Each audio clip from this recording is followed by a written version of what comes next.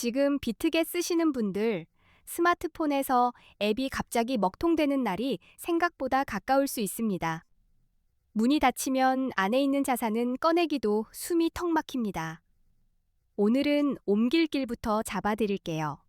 이미 한국에서 비트겟 같은 미신고 해외 가상자산 거래소 앱이 구글 플레이 스토어에서 다운로드도 업데이트도 막혔다는 소식 들으셨죠? 이건 시작 신호일 뿐입니다. 금융당국 압박이 강해지면서 접속 제한 조치까지 진행 중인 흐름입니다. 지금은 열리더라도 어느 순간 접속 버튼이 벽에 부딪힐 수 있다는 얘기예요. 그래서 비트겟 이용자분들은 비트겟에 놓인 자산을 빠르게 다른 소로 옮겨야 하는, 느긋하게 미루다가 통로가 좁아지면 출금 자체가 지연될 수 있습니다. 이번 조치는 금융정보분석원, 줄여서 FIU에 정식 신고하지 않은 해외 거래소에 대한 제재 성격입니다.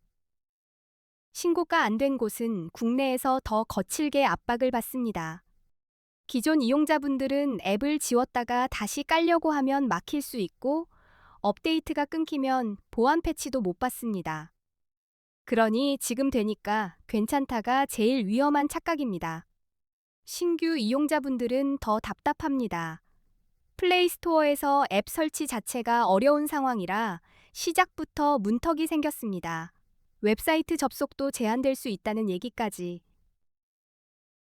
그럼에도 일부 분들은 VPN으로 우회 접속을 시도합니다. 길은 있을 수 있지만 그 길은 밝은 대로가 아니라 어두운 샛길입니다. 보안과 법적 위험을 함께 떠안아야 합니다. 왜 이런 일이 벌어졌냐? 첫 번째 핵심은 FIU 미신고입니다. 비트겟은 국내 금융당국 FIU에 가상자산 사업자, 즉 VASP로 신고하지 않았습니다. 두 번째는 구글 정책입니다. 구글이 한국금융당국 요청에 맞춰 미신고 해외 거래소 앱을 플레이 스토어에서 퇴출시키는 방향으로 결정을 내렸습니다.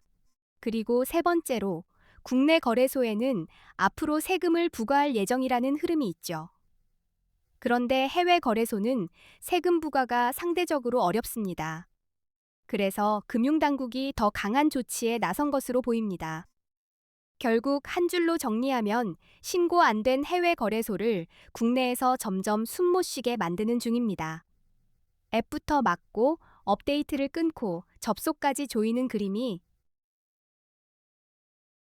그럼 지금 뭘 해야 하느냐?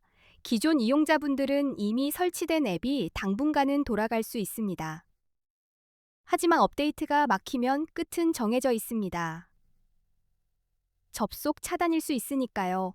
그래서 저는 자산을 개인 지갑으로 출금해 두는 쪽이 더 안전하다고 봅니다. 거래소 안에 두면 그 거래소가 막힐 때 내 돈도 같이 갇힐 수 있습니다. 나는 계속 비트겟에서만 할 건데요 라고 하셔도 최소한 출금 루트와 대체 거래소는 확보해 두셔야 합니다. 비상구는 평소에 열쇠를 꽂아둬야 합니다. 신규 이용자분들은 앱 설치가 안 되니 더 복잡해집니다. 웹사이트 접속도 제한될 수 있다면 시작부터 막다른 길이 될 수 있어요. VPN 우회는 가능할 수도 있습니다. 하지만 보안이 약한 환경에서 로그인하면 계정 탈취 위험이 커지고 규제 이슈에 얽힐 수 있다는 부담도 생깁니다. 된다보다 버틸 수 있나를 보셔야 합니다. 그렇다면 국내 거래소로 옮기면 되냐고요? 대안처럼 보이지만 국내 거래소는 레버리지 사용이 불가능합니다. 선물 거래의 핵심 도구를 못 쓰는 셈이죠. 게다가 국내 거래소는 거래 수수료가 상대적으로 높고 추후 세금이 부과될 예정입니다. 그래서 저는 국내 거래소 이용을 적극 추천드리진 않습니다. 그래서 지금 이번 사태로 한국인들이 가장 많이 가입하고 이동하는 거래소 5곳을 제가 비교 분석해 두었습니다. 어디가 편하고, 어디가 싸고, 어디가 이벤트가 센지 한눈에요. 이 5곳은 원화 입금이 가능하고 한글 지원도 됩니다. 수수료도 저렴한 편이고 가입하면 $100를 지급하는 이벤트를 하는 곳도 포함되어 있습니다. 그 비교 정보는 고정 댓글에 깔끔하게 정리해 두었습니다. 영상 보시다가 어디로 가야 하지? 머리 하얘지면 고정 댓글부터 열어보세요. 자, 이제부터는 코인 선물 거래의 기본적인 단타법으로 넘어가겠습니다. 가장 많이 묻는 질문이 이거예요. 언제 롱을 잡고 언제 숏을 잡아요? 오늘 그 기준을 심어드릴게요. 비트코인 같은 암호화폐는 변동성이 정말 큽니다. 1분 사이에도 표정이 바뀌는 시장이라 진입 타이밍이 전부입니다. 같은 자리에서도 늦게 들어가면 승차감이. 그래서 먼저 롱 포지션과 숏 포지션 개념을 아주 간단히 잡고 가겠습니다. 용어만 이해해도 차트가 갑자기 사람 말처럼 들리기 시작합니다. 롱 포지션은 가격이 오를 거라고 진입하는 겁니다. 쉽게 말해 상승 쪽에 베팅하는 매수 포지션이에요. 반대로 숏 포지션은 가격이 떨어질 거라고 보고 하락 쪽에 베팅하는 포지션입니다. 그럼 언제 롱을 잡느냐? 차트에서 강한 상승 추세가 보일 때가 기본입니다.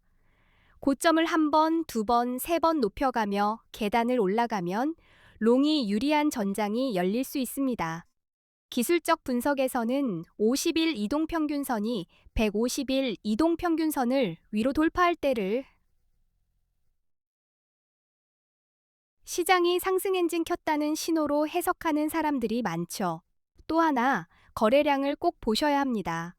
가격이 오르는데 거래량까지 같이 늘면 그 상승은 힘을 얻고 있다는 의미가 됩니다. 사람들이 실제로 뛰어들고 있다는 증거라 롱 진입 근거가 될 수 있어요. 뉴스 체크도 빼놓지 마세요. 비트코인 규제 완화, 대형 기관 투자자 진입, ETF 승인 같은 긍정 재료는 가격을 들어올리는 바람이 될 수 있습니다. 그런 바람이 불 때 롱이 유리할 수 있습니다. 이제 숏 포지션입니다. 숏은 가격 하락이 예상될 때 진입합니다. 차트가 계속 낮아지는 패턴, 특히 저점이 계속 내려가면 숏이 유리한 구간이 될 수 있습니다. 기술적 분석에서는 50일 이동평균선이 150일 이동평균선 아래로 내려갈 때를 분위기가 하락 쪽으로 무게추가 옮겨간다는 신호로. 또 거래량이 중요한데요. 가격이 오르는데 거래량이 감소하는 그림이 나오면 상승세가 약해졌다는 신호일 수 있습니다. 그때는 곧 꺾일 가능성을 염두에 두고 숏 근거로 삼을 수 있습니다. 부정적인 뉴스는 하락에 불을 붙일 수 있습니다.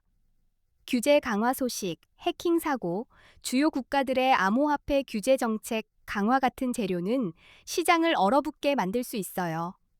이런 타이밍엔 숏이 유리할 수 있습니다. 다음은 보조지표 활용입니다. 비트코인 시장에서는 기술적 분석이 특히 중요합니다. 대표적으로 RSI, MACD, 볼린저 밴드 같은 지표가 많이 쓰입니다. RSI로 과매수, 과매도 상태를 판단할 수 있습니다. RSI가 70 이상이면 과매수로 해석돼 숏을 고려할 수 있고 30 이하이면 과매도로 해석돼 롱이 유리할 수 있습니다. 맥디나 볼린저 밴드는 시장의 변동성과 흐름을 더 또렷하게 보여줍니다. 이런 도구들이 특정 시점에서 롱과 숏을 잡는 데 중요한 판단 기준이 됩니다. 정리해 보겠습니다.